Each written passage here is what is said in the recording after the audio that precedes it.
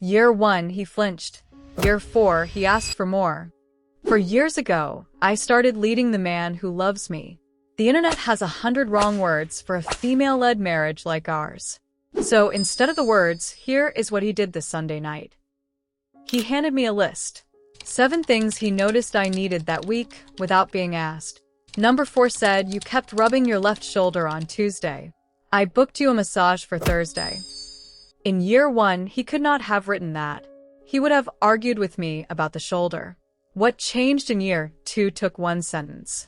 And the thing I did in year 3, I would never undo. That one is at minute 7. And if you are the man who wants to be led like this, year 1 is going to cost you something first. Year 1. The flinch. He asked first. Most people assume the woman starts a female-led relationship. In our home, he did. He said he wanted me to lead and that he wanted to put me first. I did not say yes. I said, tell me why, and I waited a month before I gave him an answer. Because before any of the exciting parts, I needed 3 things in place. Honest communication, where he could say anything to me and I could say anything to him. Real understanding, so he knew the reason behind every ask. And complete trust in both directions. Without those 3, leading a man is just bossing him around, and that falls apart in weeks. Then came the flinch. The first time I corrected him, it was something tiny. A wet towel on the bed. I said, calmly, that is not where it lives. And his whole body answered before his mouth did. Shoulders up. Jaw tight. And then the sentence every man says in year 1. I was going to do it. Here is what was actually happening. I said 1 sentence about a towel. He heard. You're failing. That gap between what she says and what he hears is the entire work of year 1. He was not defending the towel. He was defending the boy who got shouted at for leaving things out. So here is what I actually said next, because the words matter. I am not angry. I am telling you where it lives. He said, I was going to do it. I said, I know. Try again, just the words. And after a long pause, he said, thank you. I will move it. That pause was year 1. All of it in 4 seconds. So we wrote our first rule together on a real piece of paper. When she corrects you, the first words out of your mouth are, thank you. Before the explanation. Before the reason. Thank you, and then fix it. He hated that rule for about 3 months. It is still on our fridge. The hard night came in month 5. I corrected him at dinner, quietly, in front of nobody, and he went silent for the whole evening. The old me would have chased him, or softened it, or apologized. Instead, I stayed warm and I stayed firm, and I let him feel my disappointment without a single raised word. By morning, he came to me, not the other way round. That is the balance you are holding all year. Too soft, and he drifts back into old habits within a week. Too hard, and you crush the very thing you are trying to grow. The art is firmness wrapped in warmth. He has to feel every single day that the standard is high and the love is higher. And if you are wondering whether this is just a woman being controlling, here is the test I use. After a correction, does he feel smaller or steadier? Control makes a man smaller. Leading makes him steadier. For the first 3 months, he felt smaller every time. By month 11, he felt steadier every time. Same words from me, a different man hearing them. It took 11 months. 11 months before the thank you came without a pause. And the day it did, he did not even notice he had said it. I did. If you are the man watching this, year 1 is the year you find out whether you wanted to be led or whether you wanted to be admired for saying you did.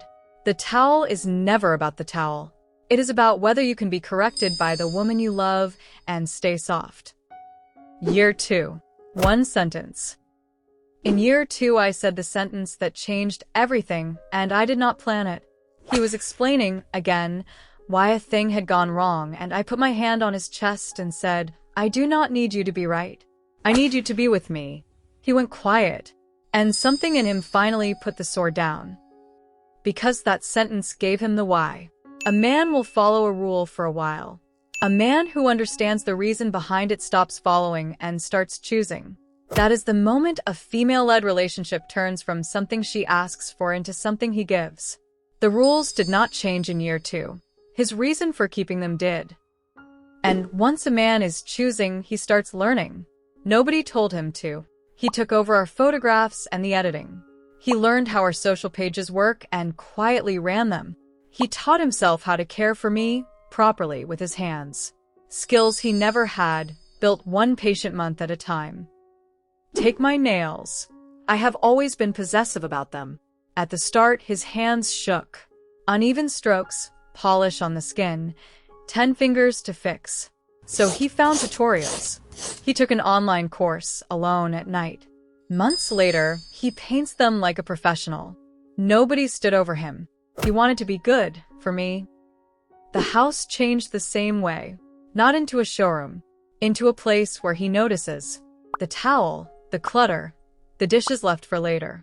The goal was never perfection. The goal was a man who sees what I see before I have to say it. By the end of year 2, I was correcting him about once a week, and he thanked me every time.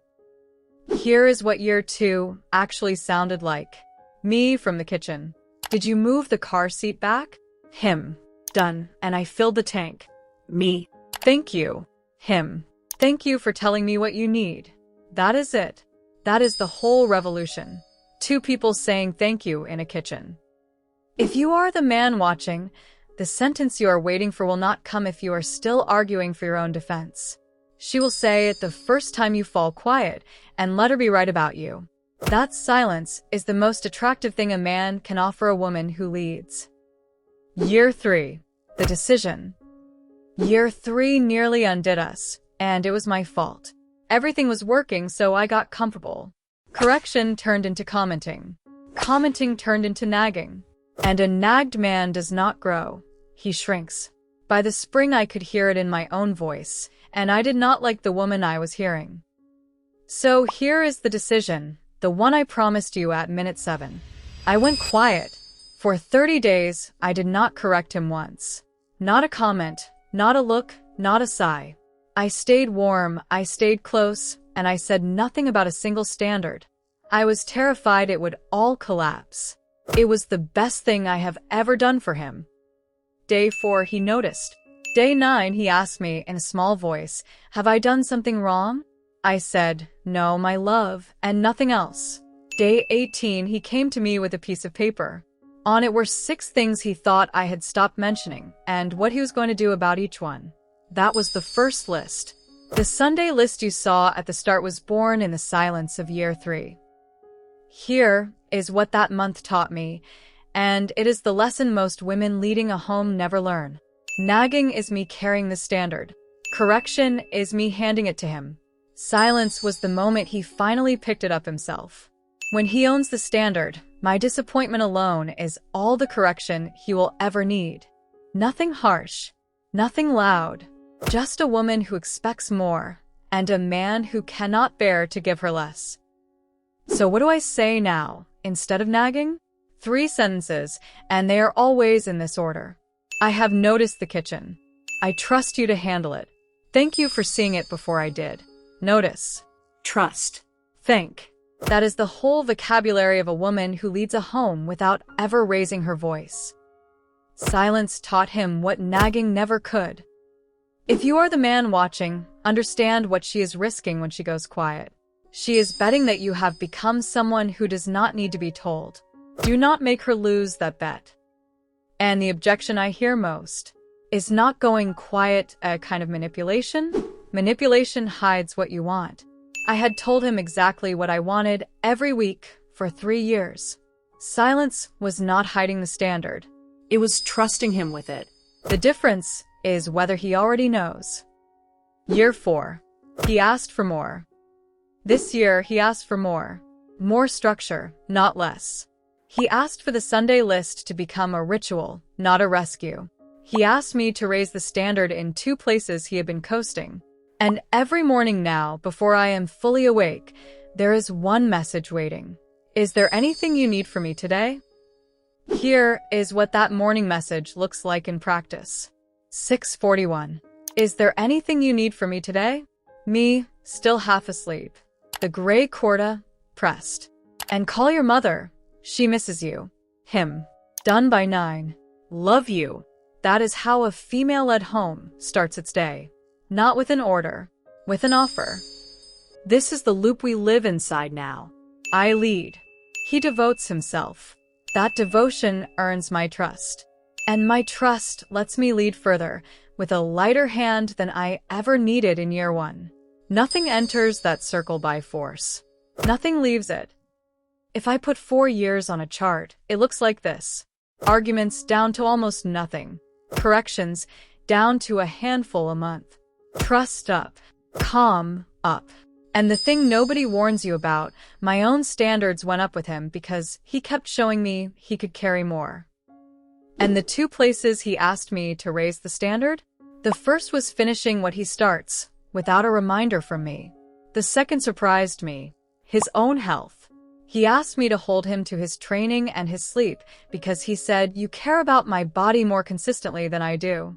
A man asking the woman he loves to expect more of him. That is year 4. And out in the world, he runs a team. He decides, he carries weight. He is nobody's doormat. The men who tease him about who leads at home have never once asked him why he is so calm. At home, all of that strength is laid at my feet because I built a place where it was safe to put it down.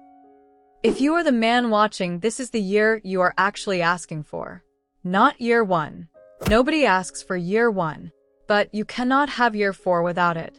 The flinch, the sentence, the silence, and then this. After 4 years, here is the truth. This was never control. It is the deepest love I have ever known. A strong man who kneels, only for me, and rises unbroken. And every year, he asks me for more of it. Year 1, he flinched. Year 4, he asked for more. If this showed you what a female-led marriage is actually built from, subscribe. Next week, the 5 rules we live by, including the one he wrote himself. From FLRIndia.com, lead with love, guide with strength.